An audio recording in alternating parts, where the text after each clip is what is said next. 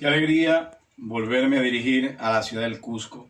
Como siempre, invitado por los doctores Alex Tito y Martínez Serraga. Y un saludo, obviamente, a todos los colegas del Imperial del Cusco y de la República Hermana del Perú en general. Y, por supuesto, a todos los países de Hispanoamérica que están viendo esta conversación. Porque precisamente vamos con estilo de conversación a plantear un poco las insuficiencias de la sana crítica. La sana crítica, naturalmente, que está recetada en casi todos los procesos civiles, penales y administrativos. Naturalmente que nos vamos entonces a referir su aplicación en el sistema acusatorio. En el sistema acusatorio venezolano se encuentra establecida en el artículo 22 del Código Orgánico Procesal Penal, y sustenta allí el legislador que las pruebas serán valoradas por la sana crítica aplicando la lógica, los conocimientos científicos y la máxima de experiencia. Ahora bien, desde 1855, ya en sede de la doctrina española, surge la propuesta doctrinaria de denominar este método de evaluación probatoria como la sana crítica. Ahora bien, en opinión propia, considero que es un vocablo desgastado porque de tratarse de la sana crítica, la ley de los contrarios entonces nos exigiría una sana crítica o una sana, es decir, ¿dónde estaría entonces esa crítica que no es sana? Disculpen la redundancia, naturalmente.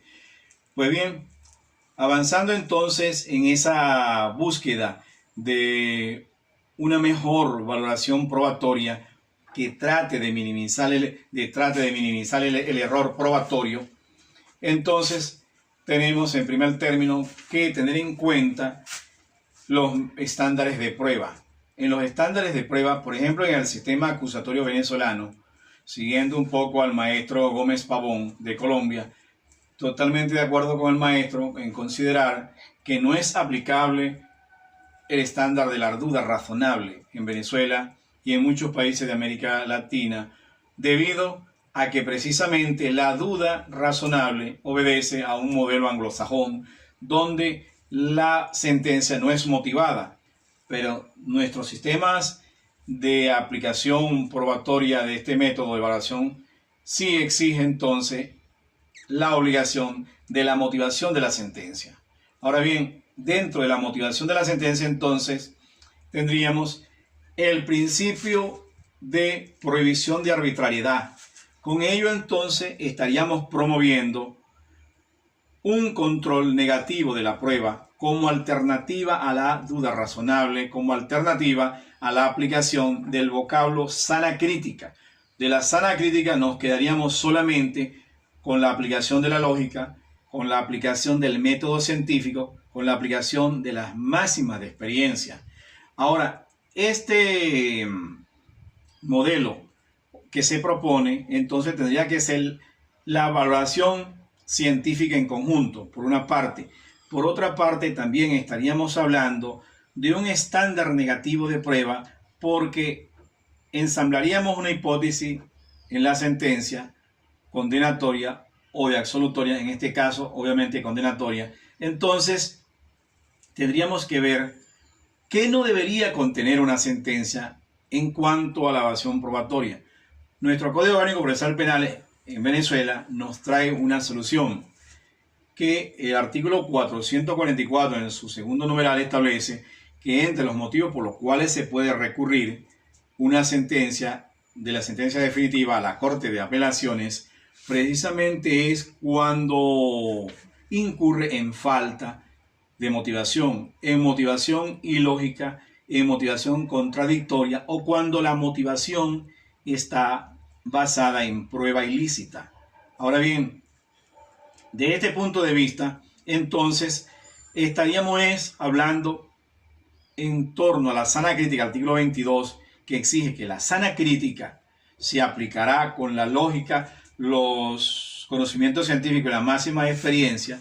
Entonces estaríamos hablando precisamente de un control negativo, porque exigiríamos que las cortes de apelaciones siguieran el canon de un control de logicidad, un control de razonabilidad, verificabilidad y un control de sentido común. Entonces, obviamente que yéndonos a la motivación de la sentencia, ¿cómo aplicaríamos entonces la lógica? Es decir, ¿cómo ejerceríamos ese control de logicidad?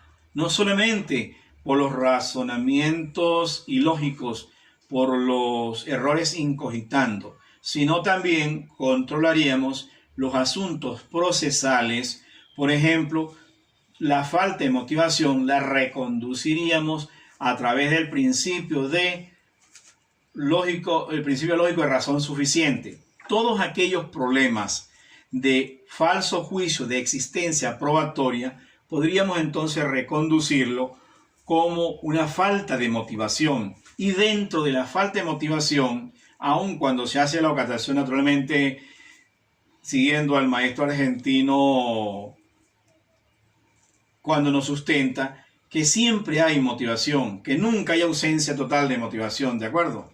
Entonces, esa ausencia de motivación generalmente tiende a ser una ausencia parcial, pero esa ausencia parcial sí influye en el dispositivo de la motivación de la sentencia, entonces es causal de ser controlada en la Corte de Apelaciones. Por ejemplo, cuando hay un falso juicio de existencia probatoria, es decir, todos aquellos razonamientos que el juez de control o el juez en específico de la sala de juicio agrega a la sentencia que no provienen de ninguna interpretación cognitiva de un elemento de convicción, viola el principio lógico de razón suficiente.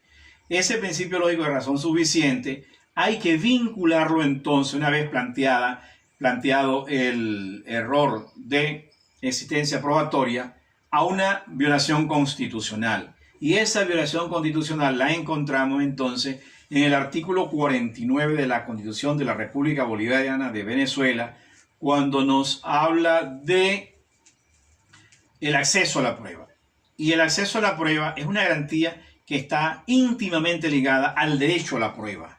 Aun cuando el imputado no tenga por qué probar la inocencia, tiene derecho a solicitar actos de investigación, tiene derecho a promover prueba, tiene derecho a participar en los actos irrepetibles de prueba, tiene derecho a formular interrogatorio en el juicio oral, a practicar en sí la prueba. Entonces, todas estas ausencias procesales que tienen que ver con el derecho a la prueba se pueden reconducir como una falta de motivación al momento de una sentencia arbitraria por el Tribunal de Juicio y presentado entonces esta queja, este recurso ante la Corte de Apelaciones. Naturalmente que también la lógica puede ser aplicada en las sentencias ilógicas cuando se vulnera el principio lógico de identidad, cuando el juez identifica un medio de probatorio impertinente y lo confunde con un medio probatorio pertinente. Allí se conculca el principio de identidad. Por otra parte también, la lógica no solamente es aplicable a lo cognitivo, a los errores de evaluación probatoria directamente, sino también a los conceptos. Por ejemplo, a mi modo de ver, también se conculca la lógica cuando se hace una falsa interpretación jurídica de la prueba. Vendría siendo entonces una denuncia por falta indebida de aplicación, por indebida aplicación de la norma sustantiva. Allí también se conculca la lógica, porque hay un error incogitando, donde el juez, si bien ha interpretado materialmente la prueba, ha interpretado correctamente la información de la prueba, al momento de interpretarla jurídicamente para hacer la subsunción del juicio de tipicidad, yerra. Ese error, entonces podríamos ubicarlos dentro de una queja por ilogicidad en materia probatoria.